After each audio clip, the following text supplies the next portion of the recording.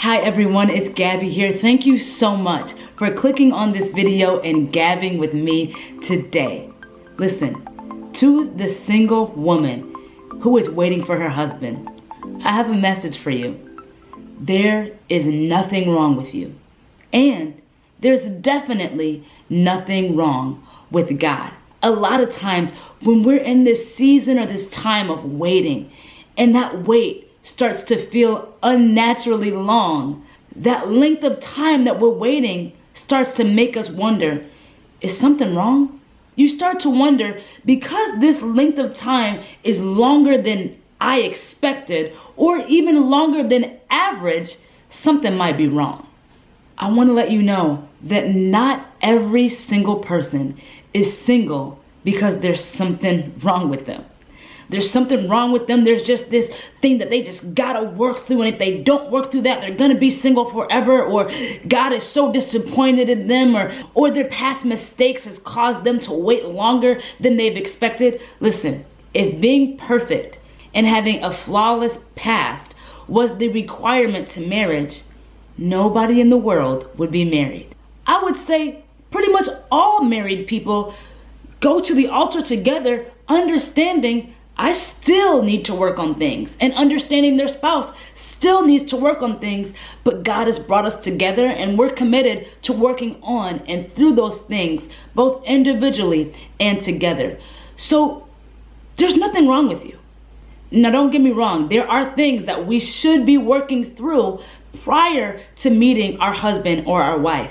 But I'm just here to debunk some lies that you have to be perfect or that there's something wrong because you're single. And I'm here to let you know that just because you're waiting, and you're waiting for what feels like an unnaturally long time, that doesn't automatically mean there's something wrong with you. That's a lie from the enemy. Now, while we're in our waiting period, absolutely, we should be working on ourselves. We should be doing all the self-work we possibly can. We should be devoting time and prayer and devotion to God. We should be getting our finances in order. We should be allowing God to help us overcome the things that we struggle with today. Let's decide to be a better person than we were yesterday.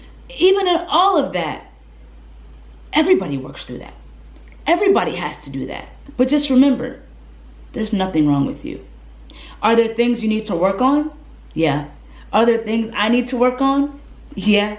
Are there things that married people need to work on? Yeah. So don't believe the lie of the enemy that you're too imperfect for the blessings of God, because the reality is nobody is. Nobody deserves them, but God is just so good that he gives them to us anyways. Now, that's not an excuse to not work on ourselves, and that's not an excuse to take the grace and mercy of God for granted, but it's just to tell you, just being imperfect doesn't disqualify you from God's blessings. God chose you, flaws included, past mistakes included. And while you're working out those flaws and the things that maybe aren't so good about you, trust that God sees you, flaws and all. Trust that God sees and hears your prayers for a future husband or a future wife.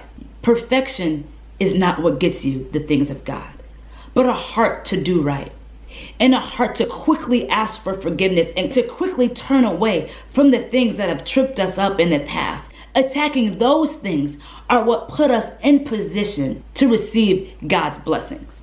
Listen, God sees you.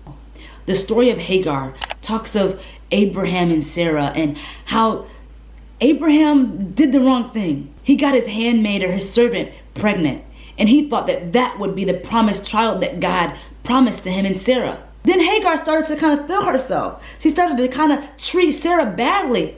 So Sarah was like, you can get out. It kicked her out. So Hagar found herself being kicked out, sent away. You're on your own. Of course she was distraught. Of course she was sad. Of course she was like, oh my God, why did I do that? Why was I acting like that?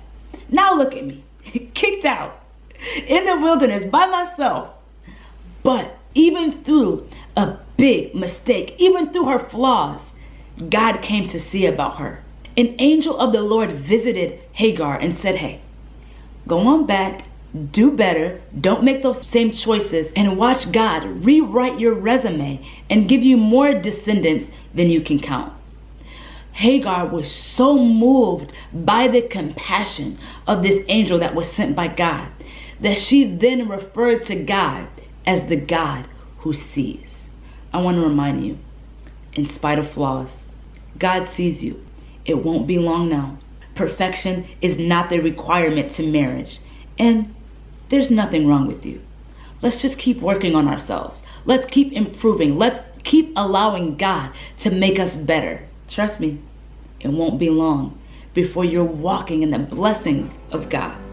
Thank you so much for watching today's video. I hope it blessed you. If you enjoyed this video, make sure you leave a like, comment down below. That really helps me to see that whoever is watching the video enjoyed the video. Follow me on social media, and I'll see you in my next video.